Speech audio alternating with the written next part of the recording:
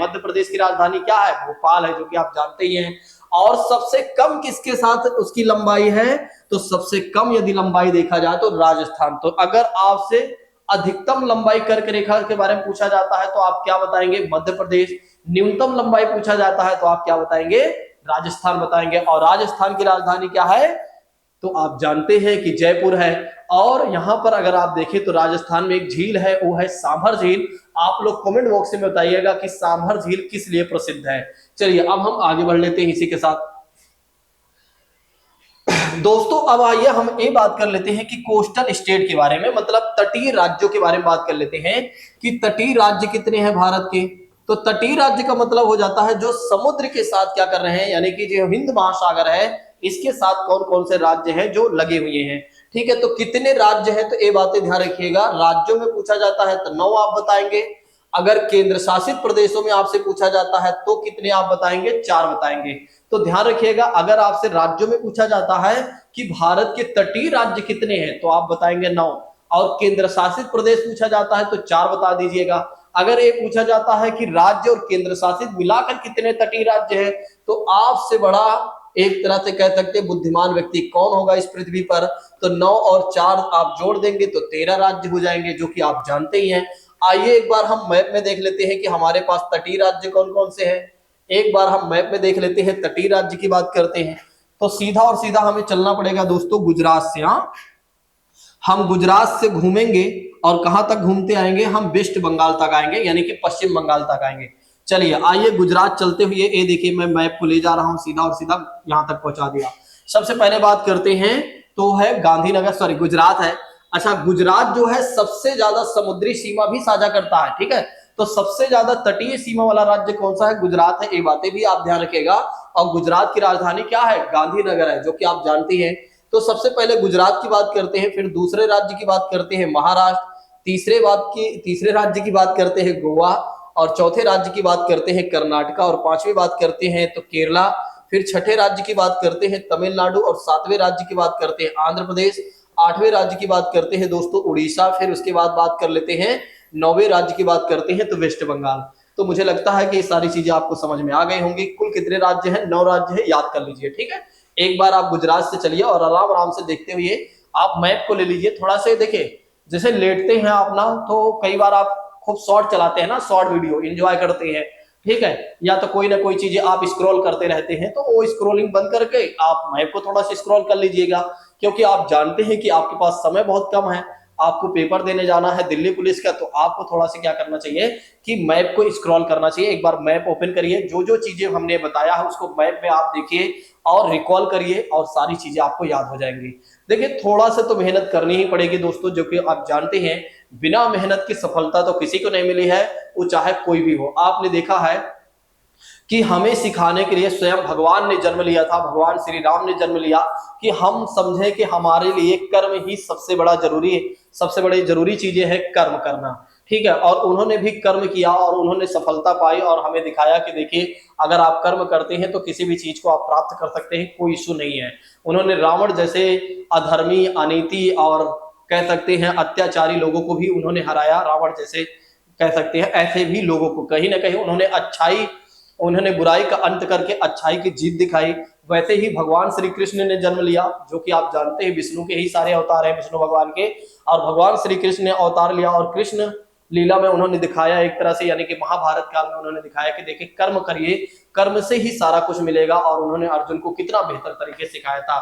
तो आप लोग भी अपने आप को अर्जुन समझिए और बेहतर तरीके से चीजों को करते चलिए, निश्चित तौर पर आप जरूर सफल होंगे।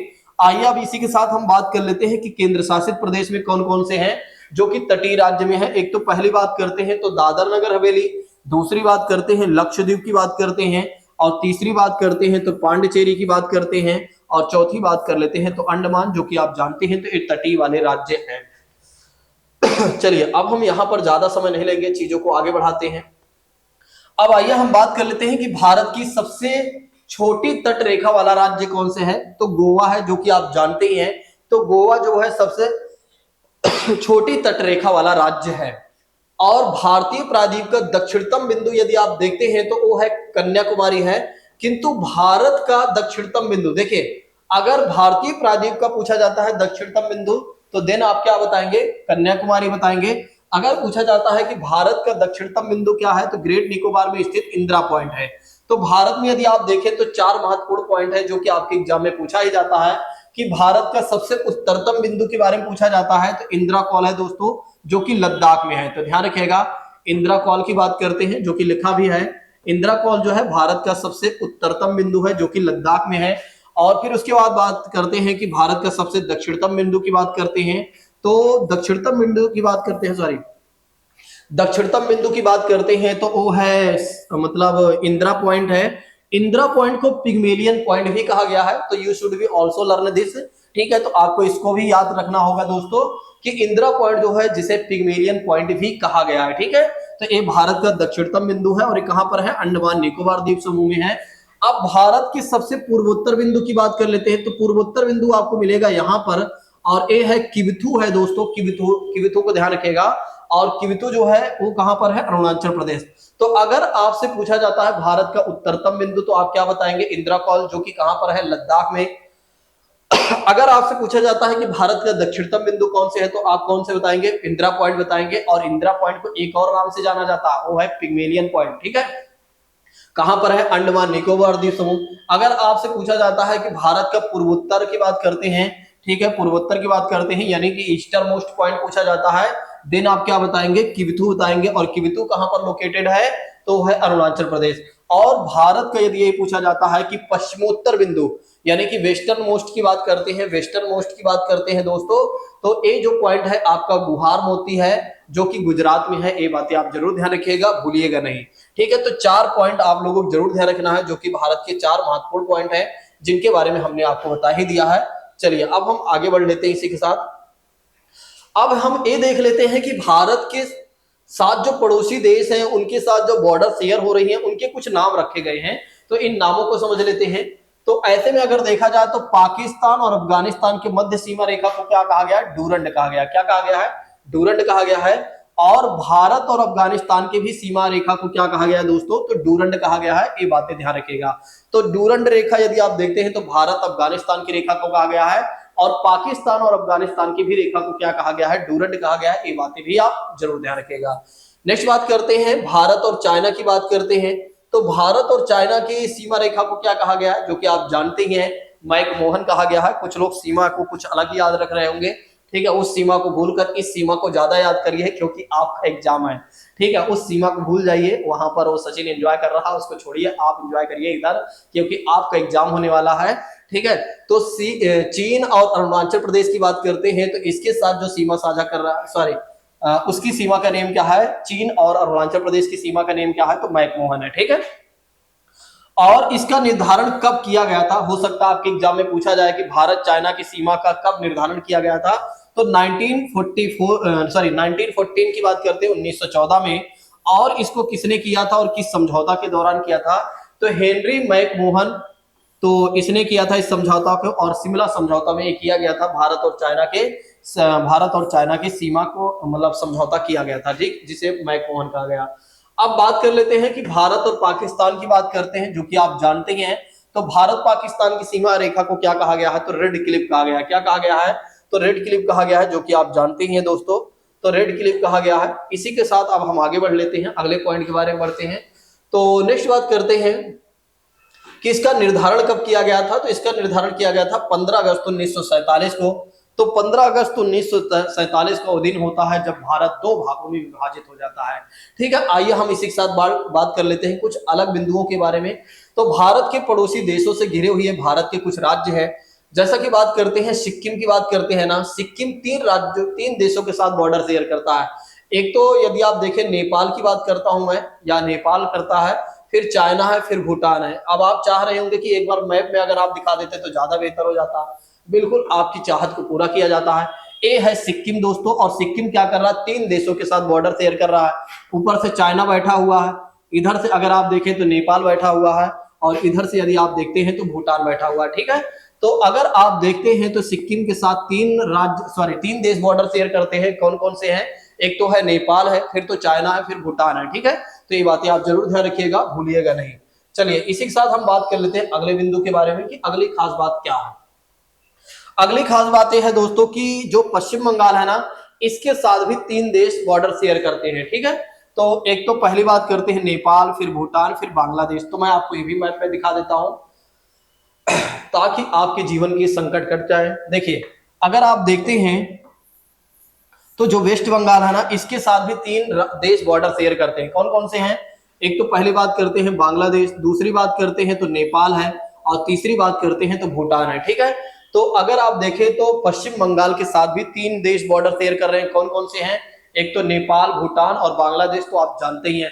थोड़ा बहुत भी अगर आपको मैप याद रहा ना, तो मैं गारंटी लेता हूं कि अगर 2-4 क्वेश्चन आपसे पूछा गया आपके दिल्ली पुलिस में, तो आप आराम से उन 2-4 क्वेश्चन को आराम से करके आ जाएंगे, क्योंकि मैप बहुत ही जरूरी है आपके एग्जाम के लिए। यहां से क्वेश्चन पूछे ही जाते हैं, बिल्कुल भी नजरअंदाज मत कीजिएगा। बहुत सारे छात्र ऐसी चीजों को नजरअंदाज करने का प्रयास करते हैं जो कि वे गलत करते हैं, ठीक है। तो ये बातें ध्यान रखिएगा। चलिए इसी के साथ बात कर लेते हैं अगले बिंदु के बारे में।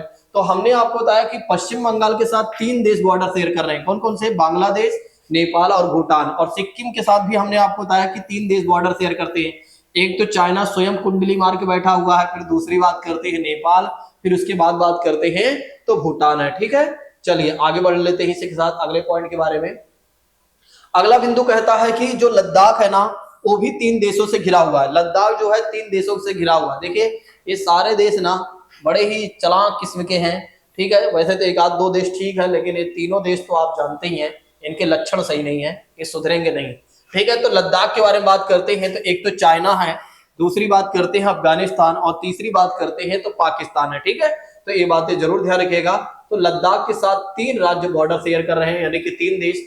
एक तो स्वयं चाइना है, और अफगानिस्तान है ही, तो पाकिस्तान करेगा ही, जो कि आप जानते ही हैं पाकिस्तान ने कुछ हिस्सा इसका ले भी लिया है, ठीक है। तो ये सब बातें हम बाद में करेंगे, अभी नहीं, क्योंकि एग्जाम नजदीक है तो फिर हम फालतू बातें नहीं कर सकते ना।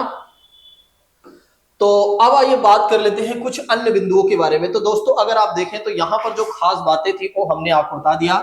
सिक्किम याद कर लीजिएगा, पश्चिम बंगाल, लद्दाख, हो सकता है यहाँ से क्वेश्चन आ ही जाए। अब अगर आ जाते हैं तो फिर आप जानते हैं कि आपका काम बन जाएगा और वहां पे सोने पे सुहागा हो जाएगा ना। चलिए अब इसी के साथ हम आगे बढ़ लेते हैं अगले बिंदु, मतलब कुछ अलग अलग जो अगले बिंदु हैं वे कौन कौन से हैं जो कि खास है हमारे लिए। देखिए, भारत के राज्यों में क्षेत्रफल के दृष्टिकोण से अगर आप देखें तो 5 सबसे बड़े राज्यों की बात की जाती है। ऐसे में अगर देखें तो सबसे पहले बात की जाती है राजस्थान है, फिर उसके बाद है मध्य प्रदेश है, फिर तीसरी बात करते हैं तो महाराष्ट्र है, फिर है आप देखें तो उत्तर प्रदेश है, फिर पांचवा है आपका आंध्र प्रदेश, ठीक है। तो क्षेत्रफल के दृष्टिकोण से यदि आप देखते हैं तो ये 5 राज्य कौन कौन से हैं? सबसे पहले नंबर पर आ जाता है राजस्थान, दूसरे नंबर पर आ जाता है मध्य प्रदेश, तीसरे नंबर पर आ जाता है महाराष्ट्र, चौथे नंबर पर आ जाता है उत्तर प्रदेश, और 5वें नंबर पर यदि आप देखते हैं तो आंध्र प्रदेश, ठीक है। तो ये 5 राज्यों के नेम याद रख लीजिएगा, भूलिएगा नहीं। अच्छा, क्षेत्रफल के दृष्टिकोण से यदि आप देखते हैं तो गोवा जो है ना सबसे छोटा राज्य है। गोवा जो है सबसे छोटा राज्य है, और क्षेत्रफल के दृष्टिकोण से सबसे बड़ा राज्य कौन सा है? तो वो है राजस्थान। सबसे छोटा राज्य कौन सा है? गोवा है, जो कि आप समझ गए होंगे। फिर उसके बाद जनसंख्या के दृष्टिकोण से यदि आप देखते हैं तो सिक्किम सबसे छोटा है, और उत्तर प्रदेश जहां पर योगी बाबा बैठे हैं आप जानते हैं कि सबसे बड़ा राज्य है जनसंख्या के दृष्टिकोण से, और सबसे छोटा राज्य कौन सा है? सिक्किम है। और राज्यों और केंद्र शासित प्रदेशों में क्षेत्रफल की दृष्टि से सबसे छोटा राज्य जो है दोस्तों वो है लक्षद्वीप है। तो केंद्र शासित प्रदेश में यदि आप देखते हैं तो सबसे छोटा राज्य कौन सा है? तो है लक्षद्वीप है। और जनसंख्या के दृष्टिकोण से यदि आप देखते हैं तो दिल्ली सबसे बड़ा राज्य है, जो कि आप जानते ही हैं। चलिए इसी के साथ अब हम आगे बढ़ लेते हैं कि अब हमारे लिए और क्या खास बातें हैं। तो इसके बारे में हमारी बातचीत हो गई है, तो अब हम आगे बढ़ते हैं। तो दोस्तों आइए अब हम समझ लेते हैं लोक नृत्य के बारे में, क्योंकि यहां से भी क्वेश्चन आते ही हैं, ठीक है। तो आइए हम आगे बढ़ते हैं। अभी ये मत सोचिएगा ज्योग्राफी खत्म हो चुका है, नहीं। अब अगले पार्ट में फिर से मैं ज्योग्राफी को लेकर आऊंगा, तो कुछ खास बातें होंगी, जैसे नदियां हो सकती हैं, झीलें हो सकती हैं, और कुछ जैसे पर्वत, पठार, ज्वालामुखी, ये सब मैं लेकर आ जाऊँ। हो सकता है कि ग्रहों के बारे में आपको बता दूं, क्योंकि आप जानते हैं ग्रहों से भी क्वेश्चन पूछा जाएगा या पूछे जा सकते हैं। वायुमंडल से आपसे क्वेश्चन पूछे जा सकते हैं या पूछा जा सकता है, ठीक है। तो मैं लेकर आऊंगा, बस थोड़ा सा सपोर्ट चाहिए आप लोगों का। अगर आप लोगों ने सपोर्ट कर दिया ना, 10 दिन में मैं धमाल बचा दूंगा, और धूम मचा दूंगा, धमाल यानी धूम मचा दूंगा। और आप लोग जब एग्जाम देकर आएंगे ना तो अपने आप से आप हमें एक तरह से मैसेज करेंगे कि सर आपने जो पढ़ाया था वाकई में बहुत ही बेहतर पढ़ाया था, और वो सारी चीजें कहीं ना कहीं हमें अपने एग्जाम में देखने को मिली हैं, प्रत्यक्ष या अप्रत्यक्ष रूप से। चलिए बात करते हैं सबसे पहले बिहार के लोक नृत्य के बारे में। तो ये बातें जरूर ध्यान रखिएगा, विदेशिया, सामा, चकवा और पावरिया जो है ये है बिहार के लोक नृत्य है। ठीक है, तो बिहार के लोक नृत्य कौन कौन से हैं? एक तो विदेशिया की बात करते हैं, फिर सामा और चकवा, सामा चकवा पौरिया की बात करते हैं। गुजरात की बात करते हैं, पूछा ही जाता है गरबा, डांडिया, भवाई। ठीक है, तो ये बातें आप जरूर ध्यान रखिएगा गुजरात के लोक नृत्य के बारे में, गरबा है, डांडिया है और भवाई है। हिमाचल प्रदेश की बात करते हैं तो छरही, नती, डांगी, महासू, झाली। देखिए भले ही नहीं याद हो रहा है लेकिन एक बार देख लीजिए, अगर देखे रहेंगे तो वहां देखेंगे तो हो सकता है आप लगा ही ले। ठीक है, उड़ीसा की बात करते हैं तो उड़ीसी है, और दलखाई, मुनरी और बाघ नाचा, पैका अखाड़ा, सवारी, लौडी खेला, धाप, झुमैर और मयूर भंज छौ, इसको याद कर लीजिएगा, और अनापा भी याद रखिएगा। अब फिर बात करते हैं मध्य प्रदेश की बात करते हैं, माच, मटकी, जावरा, राई, खड़ा नाच, भोगरिया, भगोरिया और सुआ नृत्य की बात करते हैं तो ये है कहाँ के लोक नृत्य, तो ये है मध्य प्रदेश। फिर राजस्थान की बात करते हैं तो कालबिया, बहुत बार पूछा जा चुका है कि कालबिया जो है कहाँ का मतलब डांस है, लोक नृत्य है, तो ये बातें ध्यान रखिएगा। राजस्थान झूमर, फिर घपल, झूलन, लीला, गड़गौर, गड़गौर भी आ चुका है तो इसको भी याद कर लीजिए। और सुई सनी की बात करते हैं तो ये भी आ चुका है तो इसको भी याद कर लीजिएगा। ठीक है, चलिए अब झारखंड के बारे में देख लेते हैं।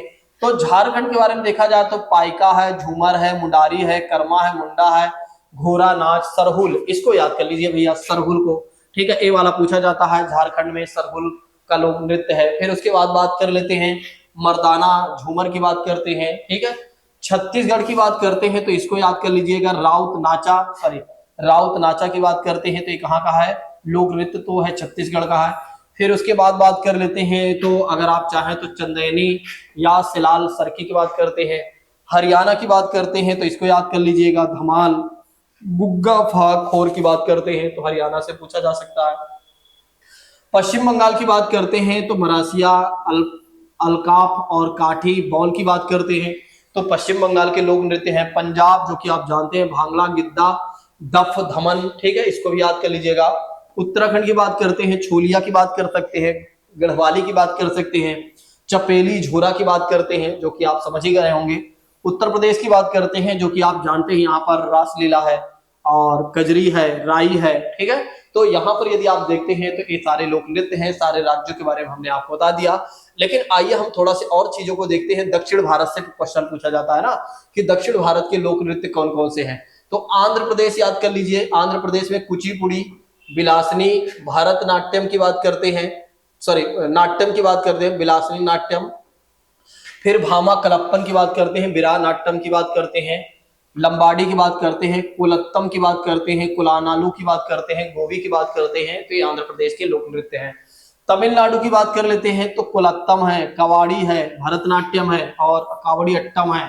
ठीक है, इसको भी याद कर लीजिएगा। कर्नाटक की बात करते हैं, यक्षगान, सबसे ज्यादा पूछा जाने वाला क्वेश्चन कर्नाटक से पूछा जाता है तो यक्षगान पूछा जाता है। दूसरी बात करते हैं, सारे मत याद करिए, चलिए डोलू, कुथिया, कुंथा याद रखना चाहे तो रखिए, नहीं तो कोई बात नहीं है। चलिए नेक्स्ट बात कर लेते हैं दोस्तों इसी के साथ। तेलंगाना की बात करते हैं तो इसमें से क्या कोई है क्या जो आपके एग्जाम में आ सकता है, तो याद रखना चाहे गुसाड़ी याद रख लीजिएगा, गुसाड़ी याद कर लीजिएगा तेलंगाना।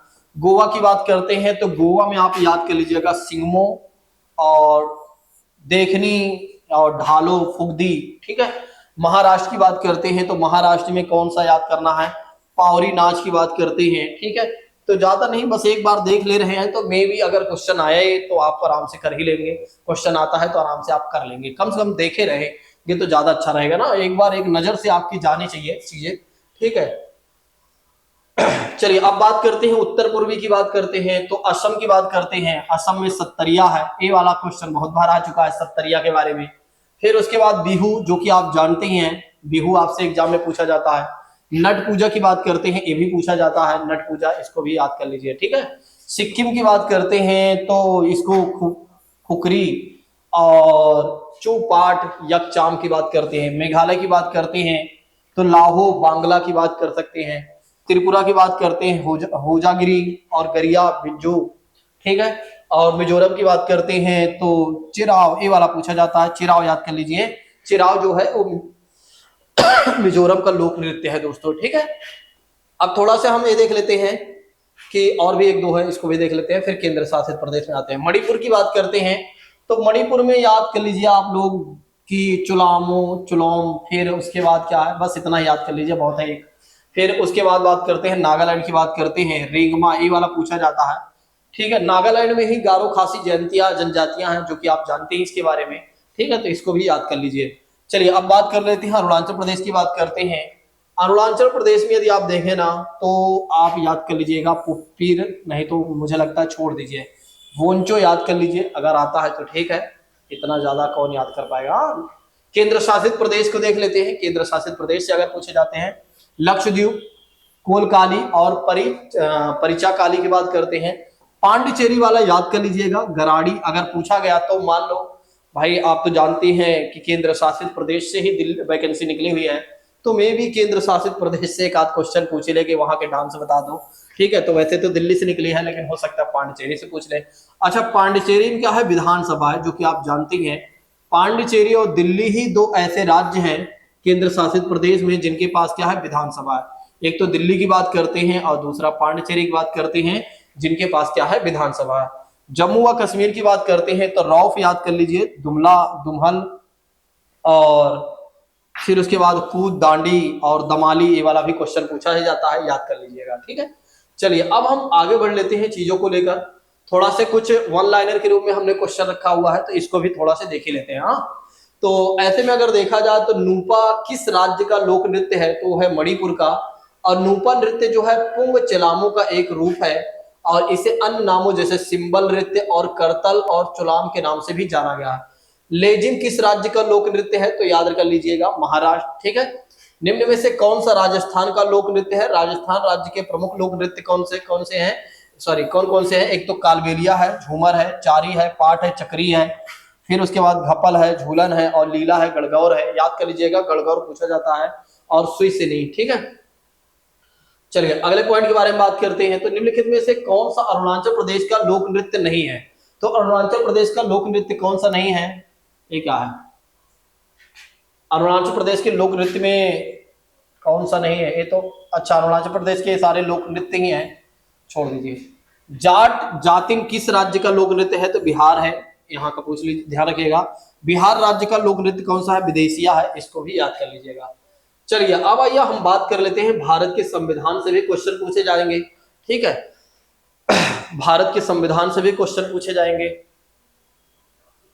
तो इसको भी देख लेते हैं। देखिए भारतीय संविधान की प्रस्तावना के बारे में अगर आप देखें तो यहां से क्वेश्चन पूछे ही जाते हैं।